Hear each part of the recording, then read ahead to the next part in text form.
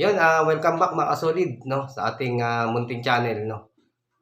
Meron lang akong i-share sa inyong video, no, na napanood ko, no. Bali sa YouTube channel ni Alamin PH, no. Bali dito kasi mga kasolid ay kinontent niya si Idol PhD Francis Leo Marcos, no. At ito ay halos 3 linggo na, 3 weeks na, no. At pumalo na sa 230k views yung kanyang video, no. So ngayon gusto ko sana mapanood nyo to, no, at kayo na yung bahalang humusga kung okay ba sa inyo yung naging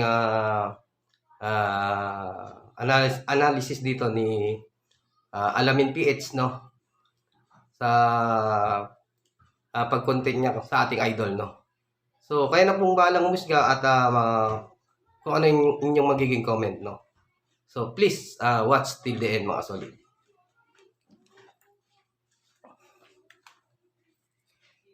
Norman Mangusin o mas kilala sa tawag na Francis Leo Marcos o FLM, pangalang umugong na tila naging instant celebrity ang dating sa kasagsagan ng pandemya nang dahil sa kabutihang gawa sa pagtulong sa kapwa. Bagay na siyang kaagad namang umani ng papuri at positibong reaksyon ang kanyang kawang gawa galing sa madla. Isa sa pinaka nagpatunog sa pangalan ni Norman Mangusin ay ang kanyang tinatawag na Mayaman Challenge na naghihikayat sa mga kababayan nating may kakayahan at nasa masaganang buhay na tumulong sa mga kababayan nating naghihirap na talagang labis na naapektuhan sa kasagsagan ng COVID-19.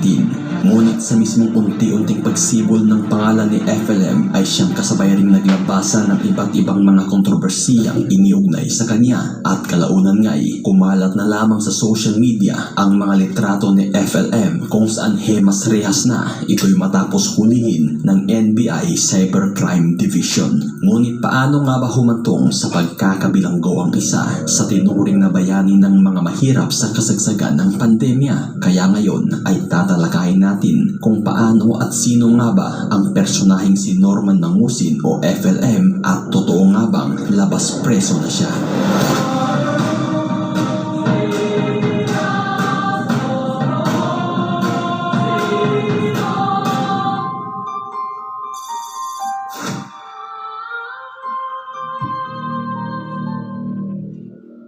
Norman Antonio Mangusin, personaheng mas nakilala sa tawag na Francis Leo Marcos, ipinanganak noong Setyembre 29 taong 1979 sa lugar na mapahanggang sa ngayon ay walang naisa publikong impormasyon. Sa ating pagsasaliksik ay walang gaanong mga impormasyon ukol sa kung saan nga ba lumaki si Norman Mangusin maliban na lang sa nooy nakapublikong impormasyon na siya raw ay nagtapos sa isang prestihiyosong universidad sa Amerika, ang Massachusetts Institute of Technology.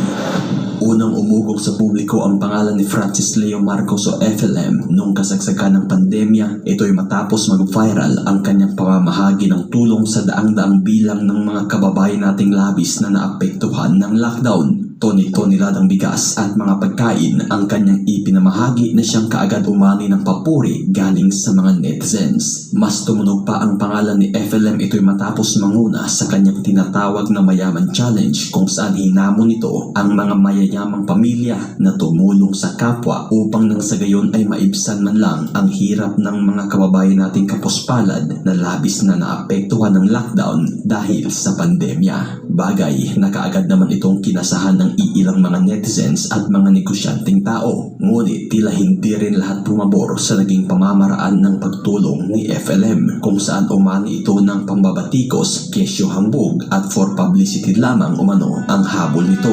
Ngunit sa likod ng mga pambabatikos na pag-alamang taong 2007 pa pala nang sinimulan na ni FLM ang kanyang pagkakawang gawa kung saan sinimulan nito ang kanyang Optimum Eye Care Program kung saan namahagi ito ng libreng salamin sa mata para sa mga kababayan nating kapos at walang kakayahang makabili. Ngunit sa likod ng unti-unting pagsibol ng pangalan ni FLM o Francis Leo Marcos, kasabay naman itong tinuligsa ng iba, lalo't mismo nakadikit sa pangalan nito ang apelyido ng Marcos. Ngunit sa mga lumabas na pahayag ni FLM, talagang sinabi nitong malaki ang koneksyon niya sa mga Marcos kung saan ayon pa Si Imelda sa akin humihingi ng pera, si Momo sa akin humihingi ng pera, si Amy sa akin humihingi ng pera. Ibig sabihin na sa akin lahat ng kayaman ng mga o sino mga kayaman?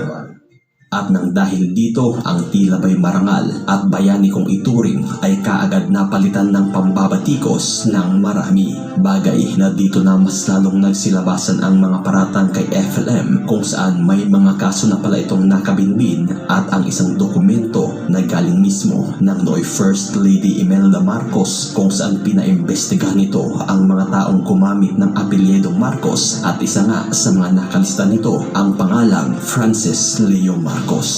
At hindi nga tumagal, Mayo 19 taong 2020, inaresto ng National Bureau of Investigation Cybercrime Division si FLM sa pamamagitan ng inilabas na warrant of arrest ni Judge Aida Roque sa Baguio City Regional Trial Court Branch 60. Isa sa mga naging kaso ni FLM ay ang paglabag niya sa RA 8050, isang revised optometry law of 1995 kung saan inireklamo siya ng Philippine Association of Ophthalmology ukol sa ginawa niyang charity work sa Baguio kung saan namahagi ito ng libreng salamin sa mata na ayon pa ay walang approval o permit galing sa mga professionals. Dinamanda ko tayo ng mga optical clinic sa Baguio dahil sila kayo walang kinikita at tayo nagbibigay ng libreng salamin sa mga tao.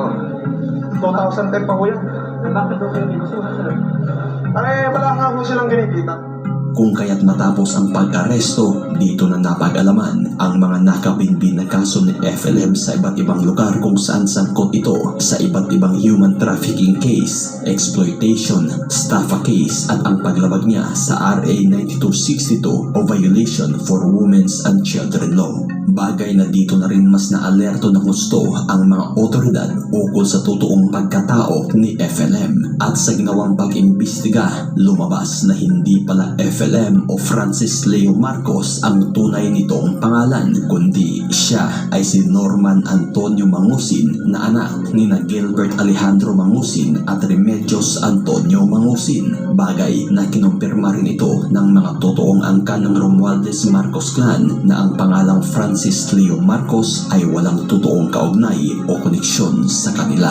Ayon sa pag-imbestiga ng NBI, nagawa o mano ni Norman Mangusin na magpalit-palit ng pangalan sa kadalilanan ng mga kaso nitong kinakaharap. Una nang pinalitan ni FLM ang pangalan sa tawag na Norman Antonio Alejandro upang makakuha ng pasaporte kung saan naging OFW ito sa Saudi Arabia at kalaunay mula sa Norman Antonio Alejandro, pinalitan niya ito sa pangalang Francis Leo Antonio Marcos sa pamamagitan ng pagbayad niya sa isang judge sa North Cotabato at sa ilang NSO officials sa Mindanao.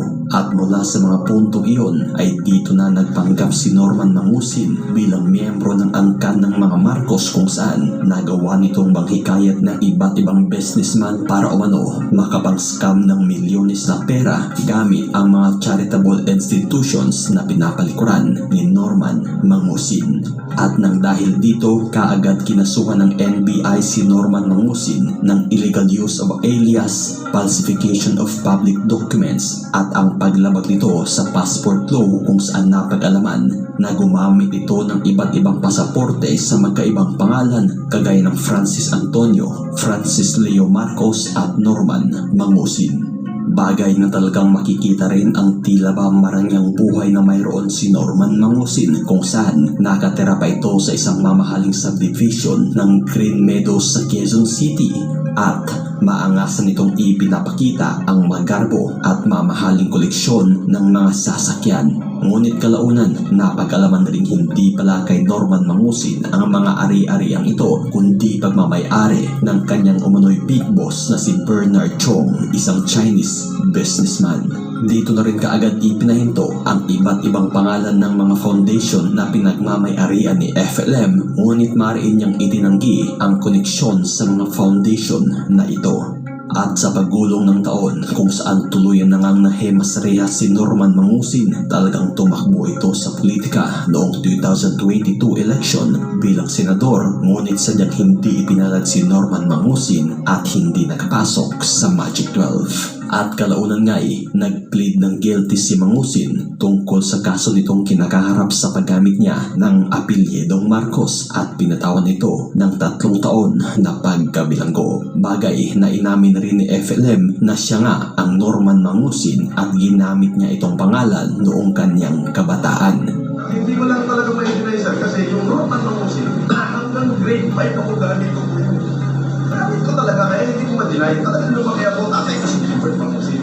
Pero nung 17 na ako, nanay ko naman ang nagpalit ng pangalan, hindi naman ako. Kaya ang hirap i-deny, sir.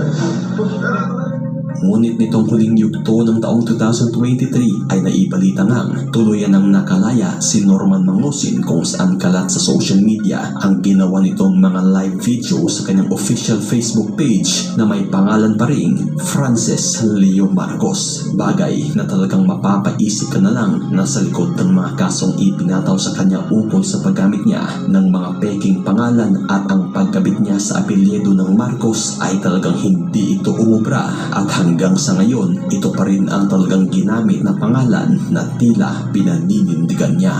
Sa kasalukuyan, makikitang halos araw-araw itong naka-live sa kanyang Facebook page kung saan patuloy ang kanyang naging dating gawi kung saan namamahagi pa rin ito ng tulong. Bagamat umani man ng samot-saring spekulasyon ang pagkakalaya ni Norman Mangusin kung saan may natuwa at may iba rin hindi sang-ayon ng dahil sa pagkakasangkot ito sa mga non-bailable case, talagang umani pa rin ito ng simpatya galing sa mga taong humanga at hindi nakalimot ni kailanman sa kabutihan niyang gawa na umasa na isa sa maambunan ng tulong ni Norman Mangusin o mas kilala sa tawag na FLM na minsan ang naging bayani ng mga mahirap sa panahon ng pandemya. Ikaw, anong komento mo sa paglaya ni Norman Mangusin o mas kilalang FLM?